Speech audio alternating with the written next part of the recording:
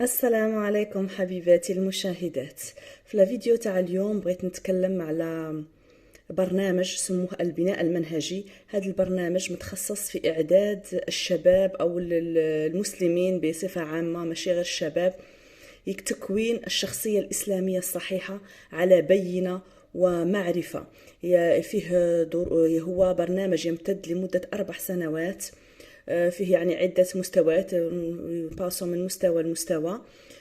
يعد هاد الطلبة، يعدهم في الفقه، في الشريعة، فيه تحفيظ القرآن، يعني برنامج متكامل، السيرة النبوية، الحديث الشريف. كل هذا ممزوج بأمور دنيوية، استدير فيه نعرفوا التاريخ، نعرفوا أسباب تشتت الوطن العربي، أسباب ضياعه وضعفه. يعني يربط لك بحيث يكون العلم الشرعي أداة لإصلاح المجتمع. احنا الله تعالى قال لك: وما خلقت الجن والإنس إلا ليعبدون. العبادة كما بينا في الفيديو السابق أنها ليست فقط الشرائع من صلاة وصوم وغيرها، وإنما هي النهوض لبناء المجتمع.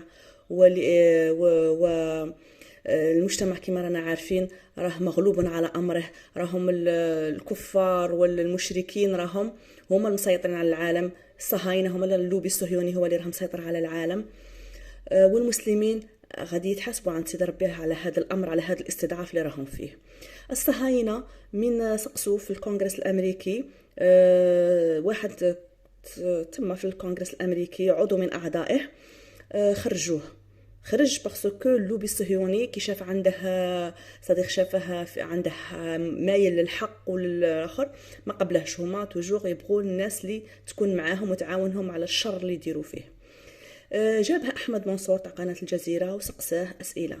قال له: في رأيك علاه الصهاينة راهم محتلين العالم، راهم مسيطرين على العالم، راهم شا جاوبه هذا الأمريكي اللي كان عضو سابق في الكونغرس؟ قال له: عندهم مثابرة وإصرار عظيمين، يعني ما يقطعوش لياس.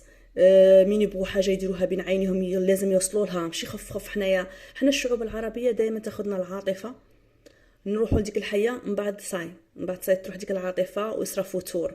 يعني الانسان ما يكونش عنده حزم واصرار باه يكمل الشيء اللي بدا فيه. هما نهار اللي بغاو يديروا دوله صهيونيه وبغاو يديروا دوله اسرائيل ما كانش كاينه. بداو عند بلفور، بداو يخموا فيها. جا تيودور هرتزل ولا يروح من بلاد الى اخرى باه يحشد الدعم للصهاينه وكلش، وقعدوا يكملوا في ديك العمليه تاعهم. جولدا ماير اللي هي احدى رؤساء وزراء اسرائيل، هذه كانت طفله صغيره، كانت عايشه في اوكرانيا، تابعه اللي كانت في ذاك الوقت تابعه لروسيا. واليهود في ذاك الوقت في الروس كانوا مضطهدين. بهذاك الاضطهاد من طرف النظام الروسي وكل شيء، خلى الوالد تاعها يهاجر، يخرج من اوكرانيا ويروح الى الولايات المتحده الامريكيه. راح الاول وحده باه يستقر ويدير ويصيب عمل ويصيب باش من بعد تلتحق به العائله تاعه اللي هي زوجته وابنائه، اللي احدى اولاده هي بناته هي جولدا ماير. هي كانت تشوف في ذاك الظلم اللي كان يتعرض له اليهود، وكانت تشوف فاش قعدت تبدا تخمم بشويه حتى وصلت الى انه لازم يكون كاين وطن قومي يجمع اليهود ويحميهم الى اخره. ولو ان التفكير تاعها كان في الشر، وكان بصح حنا كما قال لك الحكمه ضاله المسلم. حنا مستدير، حنا التفكير تاعنا ما غاديش يكون في الشر، لكن نشوفوا الاصرار تاعها كي حلمت بوطن لليهود ساعات وتابرت سنوات وسنوات، وكان شيء غير موجود، وكان مجرد وكان تقولها لواحد اخر يقول لك شراك تشكل، شراك هذا سي نيمبورت كوا. على بصح هي امنت بفكرتها وعملت لها، وكانت تجمع تبرعات. كانوا الناس كانوا بروحهم اليهود بانفسهم كانوا يندهشوا من التبرعات اللي كانت تجيبها لهم، اللي بناو بها مستوطنات وداروا بها اشياء عظيمه. يعني احنا هنايا الجزائريين كنت تقول لها تبرع، يقول لك زعما الا كان تبرع بمليون تبان له صايدار حاجه كبيره. الوغ كو هما اليهود لا، ما كانش عندهم هذه العقليه، به داروا به هزمونا وحكموا العالم.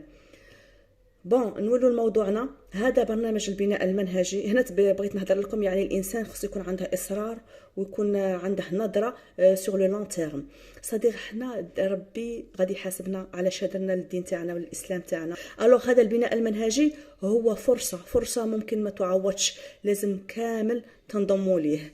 هو مجموعه من علماء الامه مجتمعين ويعطوا دروس في مختلف فصول الدين تاعنا والشريعة، يبسطوها بشكل مبسط للطلبة وبشكل منهجي. ويعني وهذا ممكن الاشتراك في هذا البرنامج باش تقولي لا انا عندي قرايه ولا عندي حاجه، نو هم اخذين بعين الاعتبار هذه الامور. يعني بإمكانك أن توافق بين الأمرين، يسيفي تكون عندك إصرار وإرادة. ممكن واحد طالب جامعي راه يقرأ في قرايته يخصص في اليوم ساعة باش يقرأ هذا البرنامج تاعه وباه يتابع دروسه. ساعة لكان موالف ينوض مثلا على 6 ينوض على 5، ولا موالف ينوض على يديها من وقت القعدة ساعة، ولا باه كل يوم يقرأ هذيك شوية ويوجد كراس وقلم باه يكتب الملخصات ويكتب الأشياء اللي تعلمها. هكذا قالك العلم صيد والكتابة قيد.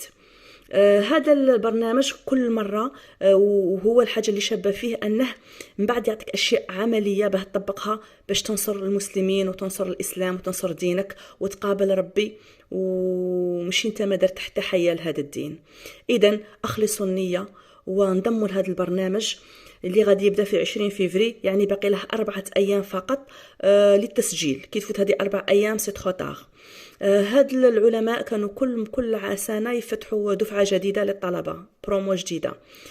هذه فرصتكم باه تنضموا. آخر موعد كما قلت لكم هو 20 فيفري. غادي نخلي في صندوق الوصف، غادي نخلي يعني المعطيات باش كيفاه ديروا باه تنضموا. كاين استماره تملؤوها، الاسم والايميل والامور هذه تملؤوها، ومن بعد يرسلوا لكم القناه تاع التليجرام اللي تنضموا لها باه تبدا عندكم الدروس اللي فيها ما نعرف انا، فيها يوتيوب، فيها اشياء مكتوبه، فيها منوعات.